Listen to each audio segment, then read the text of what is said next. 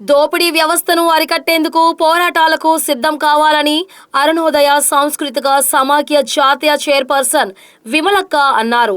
కాకినాడ జగ్గంపేట మండలం రామవరం రంగవల్లి నగర్ వద్ద ఏర్పాటు చేసిన అల్లూరి సీతారామరాజు, భగత్ సింగ్, రంగవల్లిల విగ్రహాలను ఆమె ఆవిష్కరించారు.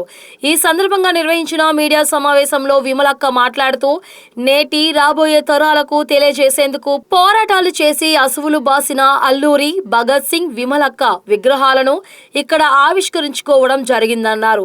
వారి స్ఫూర్తితో దేశ సంపదను పెత్తందారులకు కట్టబెడుతున్న నేటి పాలకులను తరిమి కొట్టాలని పేర్కొన్నారు.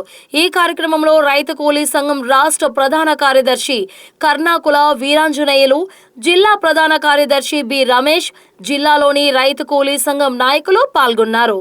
జగ్గంపేట రంగవల్లి నగర్లో ఈరోజు comrade Alluri Sitaramaraju, comrade Shaheed Bhagat Singh, comrade రంగవల్లక్క ఈ ముగ్గురి విగ్రహావిష్కరణలు చేసుకున్నాము. అల్లూరి సీతారామరాజు మన్యం వీరుడిగా మనమంతా పిలుచుకుంటాం. అడవిలోని సంపదని ఆదివాసీలకే దక్కాలని, అది న్యాయమైనటువంటి డిమాండ్ అని, వాళ్ళ స్వయం పాలననే నిజమైనటువంటి పోరాటమని, ఆ స్వయం పాలన వాళ్ళకు దక్కాలని పోరాడి అమరుడైనటువంటి కామ్రేడ్ అల్లూరి సీతారామరాజు. అట్లనే ఈ దేశానికి నిజమైనటువంటి స్వాతంత్రం అంటే అందరూ సమానంగా బతికే రోజులు రావాలని,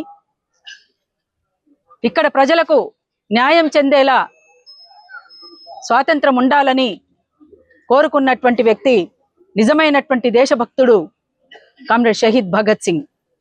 అట్లనే వీళ్ళ బాటలోనే ఇక్కడ అణగారినటువంటి వర్గాలకు, పీడిత తాడిత ప్రజలకు న్యాయం జరగాలని, దోపిడీ పీడనలు లేనటువంటి, అసమానతలు లేనటువంటి, వివక్షతలు లేనటువంటి, కులము మతము లేనటువంటి ఒక మనిషిని మనిషిగా గౌరవించేటువంటి సమాజం ఉండాలని కోరుకున్నటువంటి వ్యక్తి కామ్రేడ్ రంగవల్లక్క.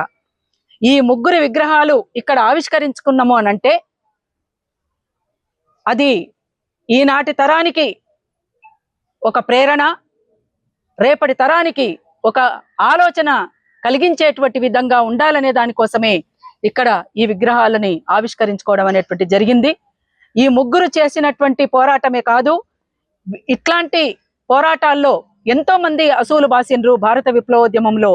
వాళ్ళందరి త్యాగము, వాళ్ళందరి బాట, వాళ్ళ ఆశయము కూడా ఇవాళ దోపిడీ పీడన లేనటువంటి సమాజమే. అందుకని ఆ సమాజ స్థాపన కోసం ఇవాళ ఉన్నటువంటి ప్రజలంతా కూడా సమాయత్తం కావాల్సినటువంటి అవసరం ఉంది. విపరీతంగా దోపిడీ పెరిగిపోతుంది. కార్పొరేట్ శక్తులంతా కూడా బలంగా చేకూరుతున్నారు, బలమైనటువంటి శక్తిగా ఎదుగుతున్నారు, దోపిడీ చేస్తున్నారు. పెట్టుబడిదారుల చేతుల్లోకి ఈ సంపదంతా పోతుంది. కాబట్టి ఏకఛత్రాధిపత్యంగా ఉన్నటువంటి కొంతమంది చేతుల్లో, పిడికెడు మంది చేతుల్లో ఈ దేశ సంపద ఉన్నది. ఆ రకంగా కాకుండా ఆ సంపదంతా కూడా ఈ దేశ ప్రజలకు చెందాల్సినటువంటి అవసరం ఉన్నది అనేటువంటి దానికోసం ప్రజలంతా కూడా పోరాటానికి సమాయత్తం కావాల్సినటువంటి సమయము ఇవాళ ఆసన్నమైంది. దీన్ని మనం అందిపుచ్చుకొని మరింత ముందుకు సాగాల్సినటువంటి అవసరం ఉంది. కావున ప్రజలారా, తప్పనిసరిగా మీరంతా కూడా ఈ పోరాటాల్లోకి సమాయత్తం కావాలని మరొక్కసారి అరుణోదయ సాంస్కృతిక సమాఖ్యగా నేను అందరికీ కూడా విజ్ఞప్తి చేస్తున్నాను. జోహార్ అమర వీరులకు, జోహార్ అమర వీరులకు.